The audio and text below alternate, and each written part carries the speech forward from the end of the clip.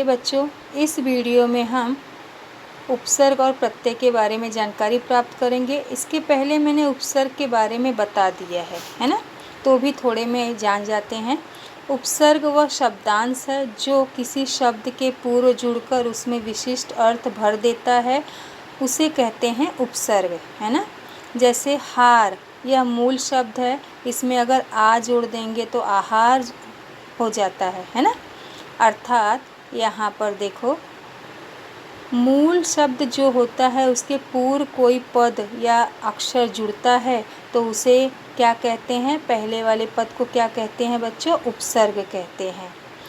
तो आपको बच्चों किसी भी शब्द में मूल शब्द पहचानने आना चाहिए कि मूल शब्द क्या है और उसके आगे कौन सा उपसर्ग जुड़ा हुआ है, उसे कहते हैं उपसर्ग। ठीक है, मूल शब्द जो होता है उसे पहचानना बहुत ज़रूरी है। ठीक है, अब आते हैं प्रत्यय। प्रत्यय जो शब्दांश मूल शब्द के अंत में जुड़ता है, उनके अर्थ में विशेषता या परिवर्तन ला देते हैं, वे प्रत्यय कहलाते हैं। देखो बच्चों, आप ध्यान देना, हमेशा उपसर्ग हमेशा मूल शब्द के पहले लगते हैं और प्रत्यय जो है शब्द के अंत में लगता है। यहाँ पर देखिए बच्चों, सुंदर जो शब्द था उसमें ता प्रत्यय लगा, तो कौन सा नया शब्द तैयार हुआ, सुंदरता, ता प्रत्यय हो गया, है ना। मूल शब्द के अंत में उत्तर मतलब बाद में जो पद या शब्दांश जुड़ते हैं या अक्षर जुड़ता है, उसे कहते हैं प्रत्यय, है ना बच्चों। आप समझे इतना।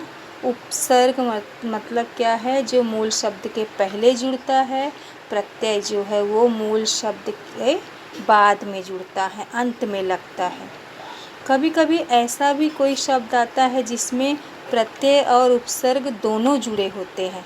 जैसे यहाँ पर देखो बच्चों, स्वतंत्रता, तो यहाँ पर मूल शब्द जो है वो तंत्र है, स्व जो है वो उपसर्ग है और ता जो है वो क्या है, प्रत्यय है ना। तो यहाँ पर जो है उपसर्ग भी लगा हुआ है और प्रत्यय भी लगा हुआ है। तो बच्चों, सबसे पहले आपको यह समझना चाहिए कि किसी भी शब्द में मूल शब्द क्या है और उसके बाद क्या उपसर्ग लगा है या फिर क्या प्रत्यय लगा है।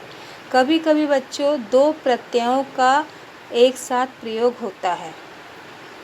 अब देखो यहाँ पर समझदारी शब्द में समझ जो है मूल शब्द है, दार भी प्रत्यय है और ई भी प्रत्यय है। तो समझदार भी शब्द होता है और समझदारी भी। तो समझदारी में दो प्रत्यय लगा है और समझदार अगर शब्द आया तो उसमें एक ही प्रत्यय लगा होगा। समझ में आया बच्चों आप लोग। तो ऐसा नहीं है कि एक ही उपसर्ग लगा हो या एक ही प्रत्यय लगा हो, आपको उसे पहचानना बहुत आवश्यक है। कई शब्दों को आप पढ़ोगे, समझोगे तो आपको बराबर ध्यान में रहेगा। ठीक है, निम्नलिखित में से उपसर्ग रहित शब्द कौन से है। उपसर्ग रहित मतलब जिसमें उपसर्ग ना हो। तो ऐसे कौन से शब्द हैं जिसमें उपसर्ग नहीं जुड़ा है। मैंने आप लोग को बताया है कौन कौन से उपसर्ग हैं इसके पहले वाले कालांश में। अब यहाँ पर हम देखेंगे तो सुयोग जो है उसमें सु उपसर्ग लगा हुआ है, योग जो है वो मूल शब्द है। विदेश में भी वी उपसर्ग लगा है, देश क्या है, मूल शब्द है। इसी में स्व लगा देंगे तो स्वदेश हो जाएगा। इसी प्रकार इसमें भी सी में अत्यधिक में क्या है, अति जो है उपसर्ग है ना।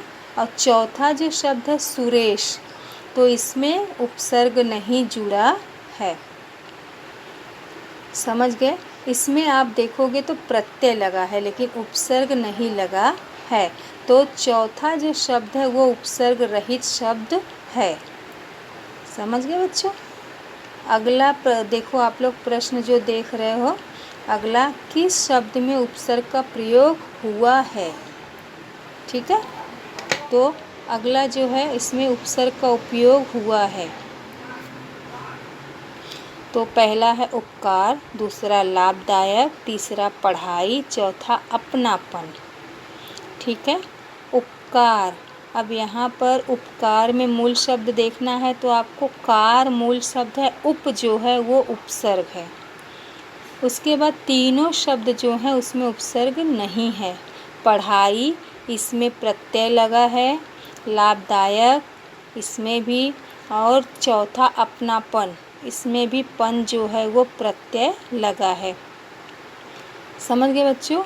इस प्रकार प्रत्यय और उपसर्ग के बारे में आप लोग जान गए। तो मैं अगला स्लाइड भेजूंगी आपको। प्रत्यय जो उसकी परिभाषा लिखनी है और उसके कुछ उदाहरण आपको लिखने होंगे।